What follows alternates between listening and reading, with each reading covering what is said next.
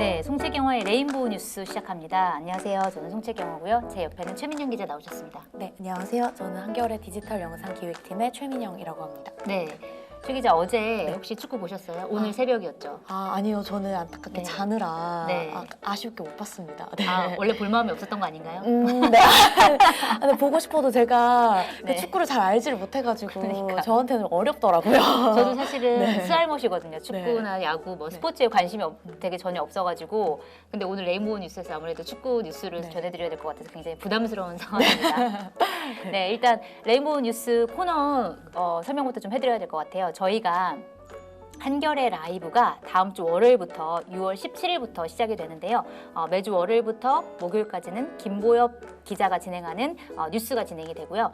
레인보우 코너는 거기서 같이 뉴스 시작 전에 잠깐 15분 정도 오늘 가장 많이 읽은 뉴스를 소개를 해드릴 거고 매주 수요일에는 레인보우 대신 독한 소통이라고 해서 저희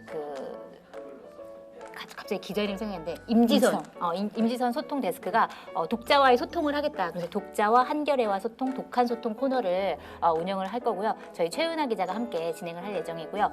그다음에 금요일에는 다니엘 린덴만 씨와 제가 함께 한겨레 라이브인 주말 코너 진행을 하니까요. 많은 분들 시청 부탁드리고요. 저희 한겨레 그러니까 유튜브 한겨레 채널에 들어가시면 구독을 할 수가 있어요. 구독 버튼 눌러주시고 알람 설정까지 켜두시면은 라이브 시작할 때마다 알림이 뜨니까 좀 참고를 해주시고 많은 시청 부탁드리겠습니다. 네, 최민용 기자는 어떤 프로그램이 제일 저희 여러 코너 중에서 어떤 게 제일 기대가 되시나요? 네. 아무래도 그 레인보우가 제일 기대가 되지 않을까 라는 생각을 하고 본인이 출연한다고 해서 그런 거 아니에요? 아니죠. 네. 저와 저희 팀원들이 훌륭한 팀원들이 함께 출연하기 때문에 열심히 하겠습니다. 네. 네. 그리고 또 방금 말씀해 주셨던 독한 소통 코너가 또 기대가 많이 돼요. 네, 저도 기대됩니다. 네, 언론사들이 되게 고민하는 것 중에 하나가 그 독자와의 소통 문제인데 맞아요. 저희 레인보우와 독한 소통이 그 댓글을 통해서 독자분들의 생각을 함께 나누고 이렇게 소통을 해볼 수 있는 것 같아가지고 그리고 한겨레에서 전화나 아니면 이메일을 통해서 또 여러 가지 민원이나 궁금증이나 아니면 불편, 불만이나 이런 것들을 또 보내주시는 분들도 많거든요. 그런 것까지 다 포함을 해서 저희가 소통을 하니까 그런 것도 기대를 많이 해주시고 그리고 라이브다 보니까 우리 라이브 또 채팅창이 있잖아요. 그러니까 독자들과 또 이렇게 소통하고 시청자들과 소통하고 이런 것들도 계속 수시로 이루어질 수 있을 것 같으니까 많은 시청 부탁드리고 의견도 많이 담아주시면 저희가 이게 완벽한 프로그램이 아니기 때문에 계속 시청자들의 의견을 받아서 고치고 이런 프로그램 같이 발전해 나가는 프로그램으로 만들도록 노력을 하겠습니다. 네, 그러면 레인보우 본격적으로 시작을 해볼 텐데요.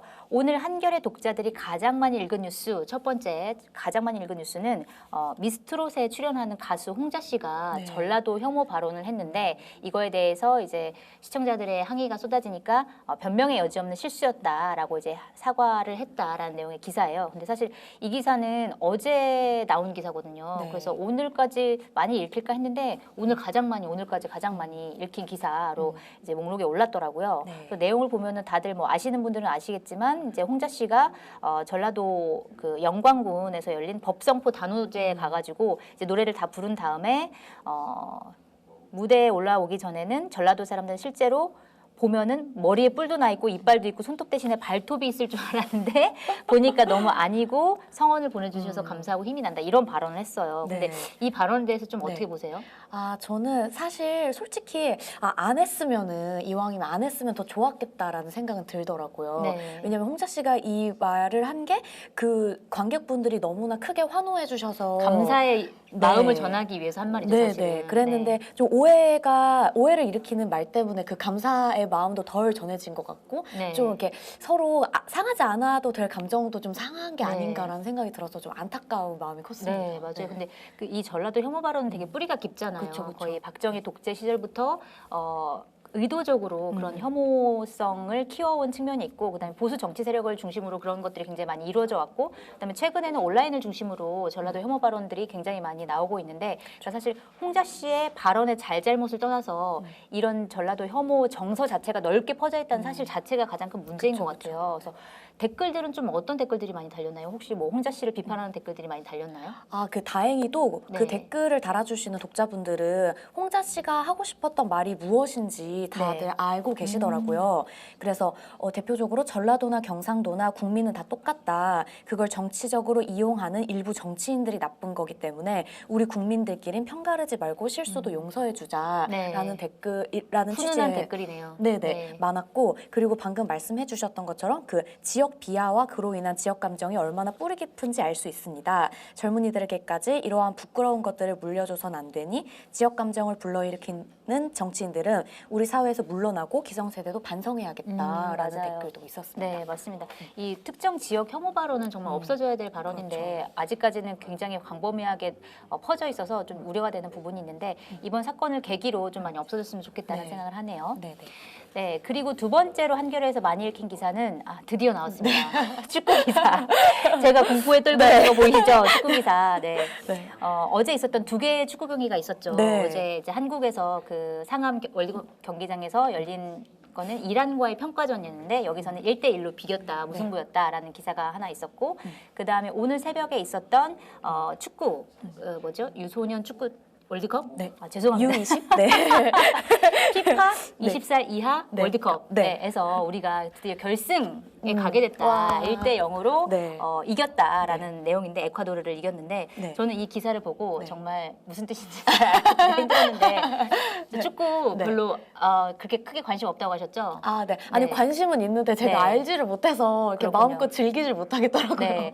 근데 좋아하는 축구 선수 혹시 있으세요? 아, 네. 저는 그 작년 러시아 월드컵 때 매우 네. 큰 활약을 한 그 골키퍼 조현우 선수가 요즘에 정말 멋있더라고요. 네, 그렇군요. 네, 네. 저도 눈여겨보도록 하겠습니다. 네, 네. 제가 아는 축구 선수는 주로 2002년 한일 월드컵 때 뛰었던 선수들과 2012년 또 네. 월드컵에 뛰었던 아, 선수들 네. 그런 분들만 제가 알고 있어가지고 네, 네. 앞으로 또 20살 이하 청년들이니까 그쵸, 좀 그쵸. 앞으로 많이 더 나올 거 아니에요. 많이 그럼요, 제가 그럼요. 지켜보도록 하고요. 네, 네.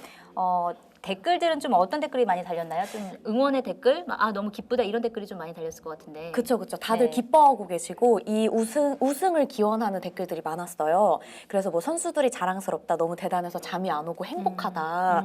이 기세를 몰아서 꼭 우승하냐, 이게 꿈이야 생시냐 네. 이런 댓글이 많았고, 근데 하나 좀 되게 눈에 띄었던 거는 그 저희 제목에도 네. 이강인 선수가 되게 어제 활약이 컸다라고 나와 있는데 네. 이 한 독자분도 이강인 선수가 되게 눈에 띄셨나 봐요. 네. 그래서 이강인 킬패스 덜덜덜 후반 막판 개쫄긴 이런 댓글을 네. 재밌게 달아주시기도 했습니다. 그렇군요. 네.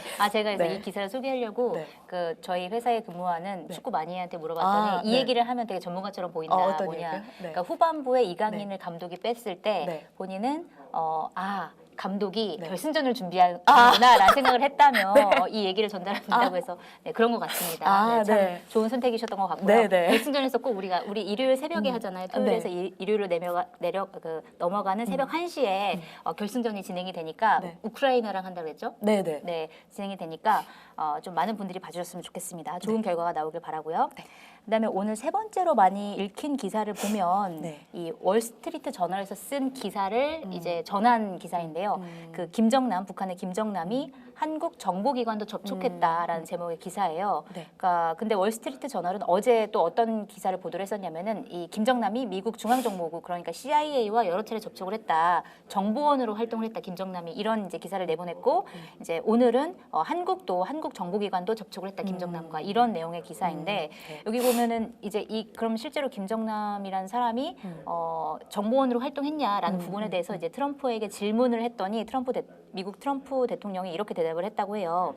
나는 김정은 위원장의 이복형에 관한 중앙정보국 관련 정보를 봤다.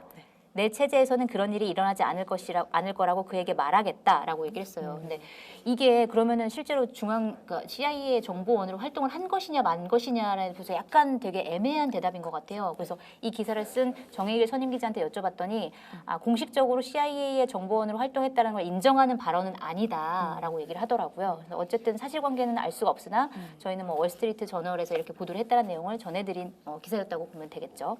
이 기사의 댓글은 좀 어떤가요?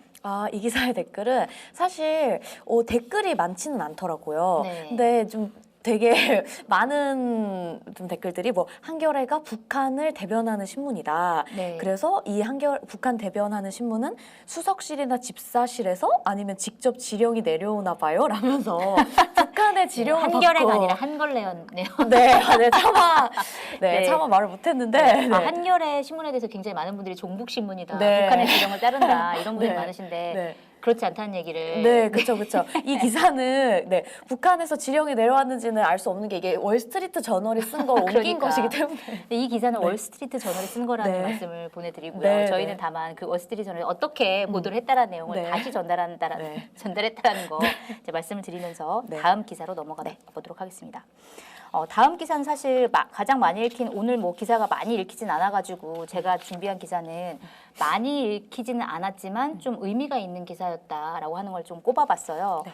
뭐냐면 제목이 비정규직 정규직화 하랬더니 코레일 김군 201명 내몰고 신규 채용을 했다, 이런 내용인데 이제 기사 내용을 간단하게 설명을 해드리면 이제 코레일 김군이 이제 스크린도어 관련해가지고 사망을 했잖아요. 그래서 2017년 아마 2017년 7월 20일에 이제 그 사건이 발생을 하고 그 다음에 이제 정부에서 코레일이 이제 운영 방침을 가이드라인을 정했어요.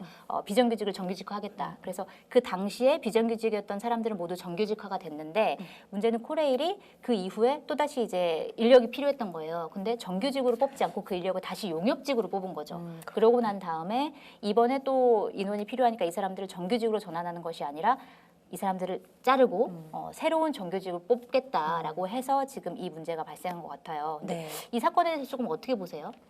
사실 이게 되게 어려운 문제 같더라고요. 네. 네, 그래서 저도 이 기사를 쓴 오연서 기자한테 전화를 해서 물어봤는데 이게 7월 이 공공기관 비정규직 제로화가 2017년 7월 20일 시점에 그 네. 당시에 비정규직으로 일하는 사람들을 정규직으로 만들자라는 네. 거여서 코레일도 그 시점에 비정규직이었던 직원들을 정규직으로 전환을 시켰고? 한 건 맞는데 네. 그 이후에 들어온 사람들은 또 여전히 비정규직으로 뽑고 네. 있고 네. 이런 거더라고요. 근데 이게 정부의 그 가이드라인을 위반했다고 보기는 힘들지만 그렇다고 해서 그 가이드라인의 정말 취지가 무엇인지를 비춰봤을 때 또 거기에는 그렇죠. 적절하지 않은 조치일 수 있다. 네. 이렇게 보여서 참 어려운, 이게 쉽지 않은 문제다라는 생각이 네. 많이 들었습니다. 그래서 코레일은 이거에 대해서 공평과 형평을 이유로 정규직 채용이 합당하다라고 주장을 하고 있는 건데, 그러니까 취준생들, 그러니까 정규직 시험을 준비하고 있던 사람들이 상대적으로 피해를 보지 않게 하기 위해서 공정한 선발을 하려고 했다라고 하는 건데, 그러니까 사실 정규직을 뽑는 것 자체는 나쁜 건 아닌 것 같아요. 그렇죠. 근데 네. 문제는 그 정규직으로 뽑아야 되는 인원이 있었다면 애초부터 정규직을 뽑았어야 되는데 그렇지 않고 가이드라인이 나왔음에도 불구하고 애초부터 용역직을 먼저 뽑은 다음에 그 사람들을 다 자르고 이렇게 네. 했다라는 사실 자체가 좀 중요했던 것 같고 그 사실 공정성, 비정규직을 정규직화하는 거에 대해서 정규직으로 있는 사람들에 대한 상대적인 박탈감 이런 것도 사실 문제가 좀 되고 있잖아요. 이런 그렇죠. 것들은 굉장히 우리가 다루기 쉽지는 않은 네. 일인 것 같아요. 근데 이 기사에 대한 댓글들은 좀 어땠나요? 댓글들은 아무래도 되게 코레일이 좀 잘한 거다라는 댓글이 사실 다수였어요. 왜냐하면은 네. 그 근거는 공정하게 시험을 보고 정규직을 들어가는 게 맞기 때문에 네. 정규직이 되고 싶으면 정규직 공채 시험을 봐라라는 네. 댓글이 사실 다수였거든요. 그렇군요. 근데 무슨 뜻에서 이런 댓글을 썼는지는 알겠지만 정말 이것밖에 답이 없나라는 네. 생각이 들어서 좀 정말 뒷맛이 네. 씁쓸했다 네. 이런 느낌 그렇군요. 들었던 것 같습니다. 근데 기사를 네. 보면은 이제 코레일이 애초에 용역 근로자 직고용 관련 채용 업무 매뉴얼을 보면, 그러니까 2017년 7월 20일 이후에 입사한 근로자 같은 경우에는 기간제 전환 채용을 한다라고 이미 적혀 있다라고 해요. 이제 본인들도 사실은 기간제로, 그러니까 직접 고용을 하려고 준비를 하고 있었고, 그래서 그 용역업체 직원들 옷 사이즈까지 체크를 했다고 해요. 왜냐하면 본인들이 이제 직접 채용을 하려면 뭐 의상 같은 것도 준비를 해야 될 테니까, 작업복 같은 거. 그런데 이제 갑자기 안 된다고 하니까 이 용역업체 직원들은 좀 박탈감을 느낄 수밖에 없는 거죠. 본인들이 이제 정규직 전환이 될 거라고 생각했는데 안 됐으니까. 어쨌든 그런 분들의 이제 사정이나 이런 전반적인 것들도 우리가 좀 들여다봐야 되지 않나라는 생각을 하게 됩니다. 네, 어쨌든 오늘 준비한, 저희 레인보우 뉴스가 준비한 기사는 여기까지고요. 다음 주에 6월 17일부터 본방송 본격적으로 시작될 때 또 찾아뵙도록 하겠습니다. 네, 감사합니다.